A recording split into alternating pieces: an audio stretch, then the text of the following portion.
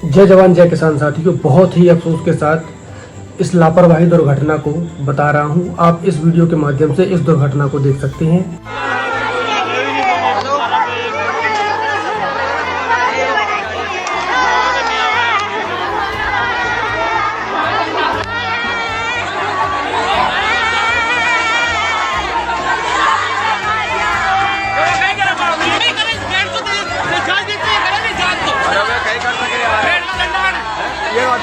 यह दुर्घटना है राजस्थान प्रदेश के झालावाड़ जिले के मनोहर थाना ब्लॉक के पिपलौदी नामक गांव की। दोस्तों, सुबह का समय था और बच्चे प्रार्थना के लिए जमा हो रहे थे असेंबली लाइन में, और तभी अचानक छत से कुछ कंकड़ पत्थर गिरने लगे।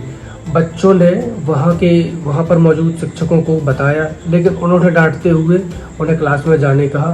तभी अचानक से वहां की छत गिर गई और इस घटना में लगभग 7 से 8 कक्षा के 7 से 8 बच्चे जो 12 से 14 वर्ष के थे, वो उनकी मौत हो गई, उनकी दुखद मृत्यु हो गई, और लगभग 20 से 30 बच्चे गंभीर रूप से घायल हो गए। दोस्तों, यह जो स्कूल था यह लगभग 20 से 30 वर्ष पुराना था, जो कि बहुत ही ज़्यादा जर्जर स्थिति में था। इस घटना के बाद वहाँ पर जो वहाँ के प्रधानाध्यापक थे और वहाँ पर पढ़ाने वाले 4 शिक्षकों के ऊपर FIR दर्ज की गई है, और वहाँ के कुछ बड़े उच्च अधिकारियों को निलंबित किया गया है, और एक उच्च स्तरीय जांच कमेटी बनाई गई है। सवाल ये है कि ऐसी दुखद घटना होने के बावजूद भी क्या कोई सरकार पर सवाल नहीं उठाएगा?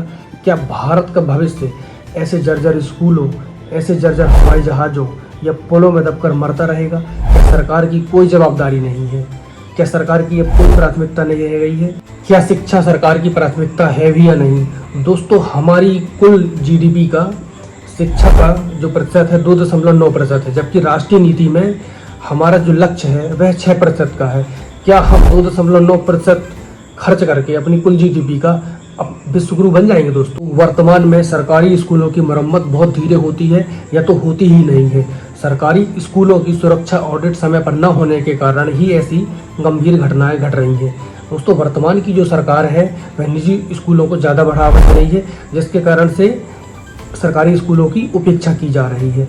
वर्तमान की बात यदि हम करें तो बहुत सारे ऐसे राज्य हैं जिसमें शिक्षकों के 30 से ज़्यादा पद खाली हैं। दोस्तों, मुद्दे की बात यह है कि सरकार है शिक्षा को सिर्फ नीति पत्रों पर ही प्राथमिकता देती है, जबकि ज़मीनी स्तर पर कोई कार्य नहीं किया जाता। दोस्तों, शिक्षा पर ये हमारा जो वीडियो है उसका ये पहला पार्ट है, जबकि दूसरे पार्ट में हम सरकारों द्वारा जो सकारात्मक कार्य किए गए हैं उसके बारे में हम विस्तार से बात करेंगे।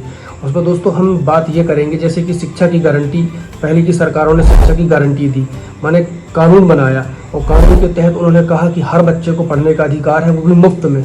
दूसरा, मिड डे मील लेकर आए, यानी कि कैसे भी करके बच्चों को लालच देकर या कुछ भी करके बच्चों को स्कूल में ही खाने का भोजन, लंच उपलब्ध कराया। तीसरी, दोस्तों, बच्चों को साइकिल उपलब्ध कराई कि यदि आप दूर से आते हैं या 3 किलोमीटर दूर से आते हैं तो हम आपको साइकिल देंगे। बच्चों को स्कॉलर उपलब्ध कराएं। इस तरह की छोटी सुविधाएं देकर बच्चों को स्कूल की ओर आकर्षित किया। न कि दोस्तों पहले की सरकारों ने इस तरीके के बहाने नहीं बनाए कि आपके गांव में 5 बच्चे हैं या 10 बच्चे हैं या 50 बच्चे हैं तो हम स्कूल बंद कर देंगे। जबकि पहले की सरकारों ने प्राथमिकता दी कि हर गांव में एक स्कूल होना चाहिए, चाहे 5 बच्चे हों या 50 बच्चे हों। दोस्तों, अब हमारे भारत में एक नई शिक्षा नीति को लागू करने की ज़रूरत है, जिससे हम इस भारत को विकसित भारत बनाएं और भारत को विश्वगुरु बनाएं।